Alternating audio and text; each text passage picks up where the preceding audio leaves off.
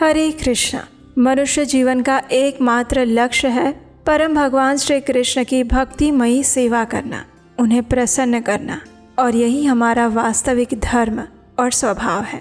ऐसा करने से ही मनुष्य सदैव सुखी और संतुष्ट रह सकता है और उसमें कोई संशय नहीं है। इसी विचार के साथ चलिए आज की भाद्रपद मास कथा का आरंभ करते हैं। आइए आज की कथा श्रवण करते हैं। भीष्म जी ने पूछा, हे ब्राह्मण, दक्ष कन्या सती तो बड़ी शुभ लक्षणा थी, उन्होंने अपने शरीर का त्याग क्यों कर दिया? भगवान रुद्र ने किस कारण से दक्ष के यज्ञ का विध्वंस किया? इस विषय में आप बताइए। तब पुलस्त्य जी कहते हैं, हे भीष्म, प्राचीन काल की बात है। एक समय दक्ष ने गंगा द्वार में यज्ञ किया था। उसमें देवता, असुर, पितर और महर्षि सब बड़ी प्रसन्नता के साथ पधारे थे। इंद्र सहित देवता, नाग, यक्ष, गरुड़, लताएं, औषधियाँ, कश्यप, भगवान अत्रि, मैं, पुलह, क्रतु, प्राचेतस, अंगीरा और महातपस्वी वशिष्ठ ऋषि भी उपस्थित हुए थे। वहाँ सभी ओर से बराबर वेदी बनाकर उसके ऊपर चातुर्होत्र की स्थापना हुई थी। चातुर्होत्र यानी कि होता, अर्द्वयु, उद्गाता और ब्रह्मा, इन चारों के द्वारा संपन्न होने वाले यज्ञ को चातुर्होत्र कहते हैं। उस यज्ञ में महर्षि वशिष्ठ होता थे, अंगीरा अर्द्वयु थे, बृहस्पति उद्गाता थे और नारद जी ब्रह्मा हुए थे। जब यज्ञ कर्म आरंभ हुआ और अग्नि में हवन होने लगा, उस समय तक देवताओं के आने का क्रम जारी रहा। स्थावर और जंगम सभी प्रकार के प्राणी वहां उपस्थित थे। उसी समय ब्रह्मा जी अपने पुत्रों के साथ आकर यज्ञ के सभासद हुए और साक्षात भगवान श्री विष्णु भी यज्ञ की रक्षा के लिए वहां पर पधारे। 8 वसु, 12 आदित्य, 2 अश्विनी कुमार, 49 मरुदगण और 14 मनु भी वहां आए थे। इस प्रकार यज्ञ होने लगा। अग्नि में आहुतियां पड़ने लगी। भक्ष्य और भोज्य सामग्री का बहुत ही सुंदर और भारी ठाट बाट था। ऐश्वर्य की पराकाष्ठा दिख रही थी। चारों ओर से 10 योजन भूमि यज्ञ के समारोह से पूर्ण थी। वहाँ एक विशाल वेदी बनाई गई थी जहाँ सभी लोग एकत्रित थे। शुभ लक्षणा सती ने इन सारे आयोजनों को देखा और यज्ञ में आए हुए इंद्र आदि सभी देवताओं को भी देखा। इसके बाद वे अपने पिता से विनय युक्त वचन कहने लगी। सती ने कहा, हे पिताजी, आपके यज्ञ में संपूर्ण देवता और ऋषि पधारे हैं।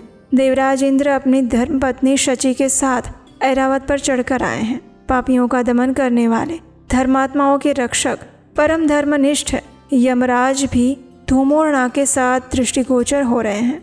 जल और जंतुओं के स्वामी वरुण देव अपनी पत्नी गौरी के साथ आए हैं। यक्षों के राजा कुबेर भी अपनी पत्नी के साथ आए हैं। देवताओं के मुख स्वरूप अग्निदेव ने भी यज्ञ मंडप में अपना पदार्पण कर दिया है। वायु देवता अपने 49 गणों के साथ और लोकपावन सूर्यदेव अपनी भार्या संज्ञा के साथ पधारे हैं। महान यशस्वी चंद्रमा भी सपत्नीक आए हैं। 8 वसु और 2 अश्विनी कुमार भी उपस्थित हैं। इनके सिवा वृक्ष, वनस्पति, गंधर्व, अप्सराएं, विद्याधर, भूतों के समुदाय, वेताल, यक्ष, राक्षस, भयंकर कर्म करने वाले पिशाच और दूसरे प्राणधारी जीव भी यहाँ उपस्थित हैं। भगवान कश्यप शिष्यों सहित वशिष्ठ जी, पुलस्त्य, पुलह, सनक आदि महर्षि, भूमंडल के समस्त पुण्यात्मा राजा यहाँ पधारे हैं। हे पिताश्री, ब्रह्मा जी की बनाई हुई सारी सृष्टि यहाँ पर आ पहुँची है।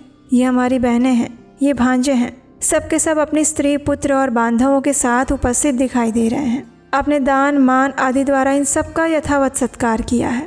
सिर्फ मेरे पतिदेव भगवान शंकर ही इस यज्ञ मंडप में नहीं पधारे।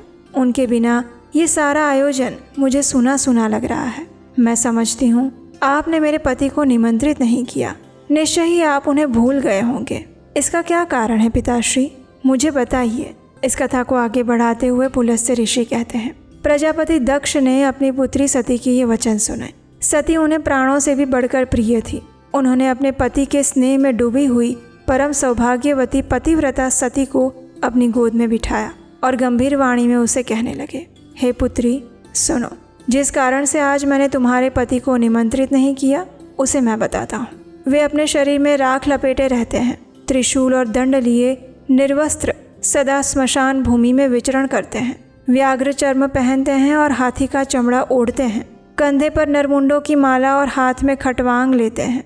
वे नागराज वासुकी को यज्ञोपवीत के रूप में धारण किए रहते हैं और इसी रूप में वे सदा इस पृथ्वी पर भ्रमण करते हैं। इसके सिवा और भी बहुत से ध्रुणित कर्म हैं जो तुम्हारे पतिदेव करते हैं, और वो सब मेरे लिए बड़ी लज्जा की बात है।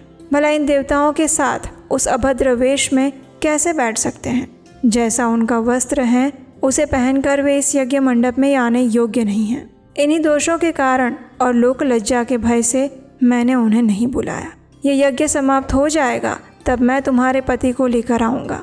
त्रिलोकी में सबसे बढ़ चढ़कर उनकी पूजा करूँगा, साथ ही तुम्हारा भी यथावत सत्कार करूँगा। इसलिए तुम्हें क्रोध या फिर खेद नहीं करना चाहिए। प्रजापति दक्ष के ऐसा कहने पर सती को बड़ा शोक हुआ। उसकी आंखें क्रोध से लाल हो गई। वो अपने पिता की निंदा करती हुई कहने लगी, हे तात, भगवान शंकर संपूर्ण जगत के स्वामी हैं। वे ही सबसे श्रेष्ठ माने गए हैं। समस्त देवताओं को जो ये उत्तम उत्तम स्थान प्राप्त हुए हैं, वे सब कुछ परम बुद्धिमान महादेव जी द्वारा दिया गया है। भगवान शिव में जितने गुण हैं उनका पूर्णतया वर्णन करने में तो ब्रह्मा जी की जीवा भी समर्थ नहीं है। वे ही सबके धाता और विधाता हैं। वे दिशाओं के पालक हैं। भगवान रुद्र के प्रसाद से ही इंद्र को स्वर्ग का आधिपत्य मिला है। अगर रुद्र में देवत्व है, अगर वे सर्वत्र व्यापक और कल्याणमय हैं, तो इस सत्य के प्रभाव से शंकर जी आपके यज्ञ का विध्वंस कर डालें। इतना कहकर सती योगस्थ बन गई। उन्होंने ध्यान लगाया और अपने ही शरीर से प्रकट हुई अग्नि के द्वारा अपने आप को जलाकर भस्म कर दिया। उस समय देवता, असुर, नाग, गंधर्व, गुह्यक सब त्राही त्राही पुकारने लगे। लेकिन क्रोध में भरी हुई सती ने गंगा के तट पर अपने देह का त्याग कर दिया। गंगा जी के पश्चिमी तट पर वो स्थान आज भी सौनक तीर्थ के नाम से प्रसिद्ध है। भगवान रुद्र ने जब ये समाचार सुना तो उन्होंने अपनी पत्नी की मृत्यु से बड़ा दुख हुआ और उनके मन में सभी देवताओं को देखते देखते उस यज्ञ को नष्ट करने की इच्छा उत्पन्न हुई। और फिर उन्होंने दक्ष यज्ञ का विध्वंस करने के लिए करोड़ों गणों को उत्पन्न किया। उनमें विनायक संबंधी ग्रह, भूत, प्रेत और पिशाच भी थे। यज्ञ मंडप में आकर उन्होंने सभी देवताओं को परास्त किया। उन्हें भगाकर उस यज्ञ को तहस नहस कर दिया। यज्ञ नष्ट हो जाने से दक्ष का उत्साह जाता रहा। वे उद्योग शून्य होकर देवाधिदेव पिनाकधारी भगवान शिव के पास भयभीत होकर गए और इस प्रकार बोले, हे देव, मैं आपके प्रभाव को नहीं जानता था। आप देवताओं के प्रभु और ईश्वर हैं, इस जगत के अधीश्वर हैं। आपने संपूर्ण देवताओं को जीत लिया।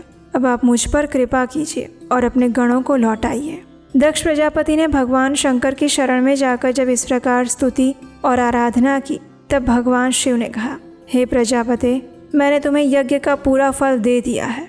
जाओ, तुम अपनी संपूर्ण कामनाओं की सिद्धि के लिए यज्ञ का उत्तम फल प्राप्त करोगे।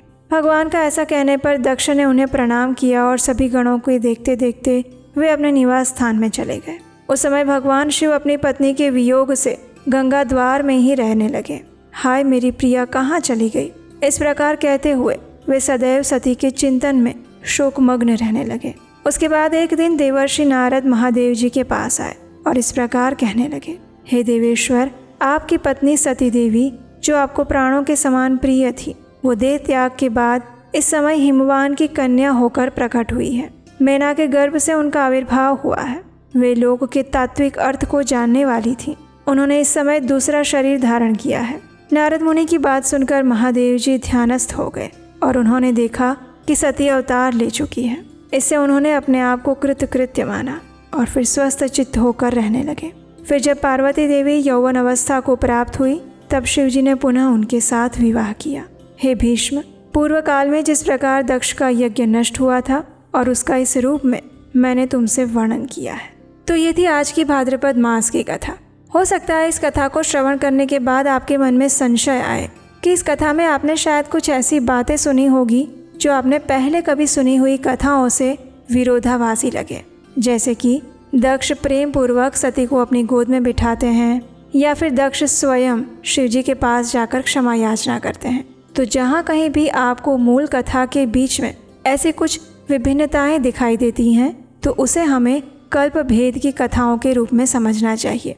अनेकों कल्प में भगवान की दिव्य लीलाएं घटित होती हैं और वो सभी लीलाएं एक समान होती हैं, लेकिन उसमें कुछ न कुछ भिन्नताएं सदैव विद्यमान रहती हैं और इसलिए भगवान की किसी भी कथा या पुराणों में कभी भी संशय नहीं रखना चाहिए। इसे कल्प भेद में घटित हुई विभिन्न लीलाओं के रूप में हमें समझना चाहिए। इसके साथ ही आज की हमारी भाद्रपद मास कथा को यहीं पर विराम देते हैं। अगली कथा के साथ हम आपसे मिलेंगे आपके अपने चैनल उपदेशाष्टकम पर कल प्रातःकाल। हरे कृष्ण।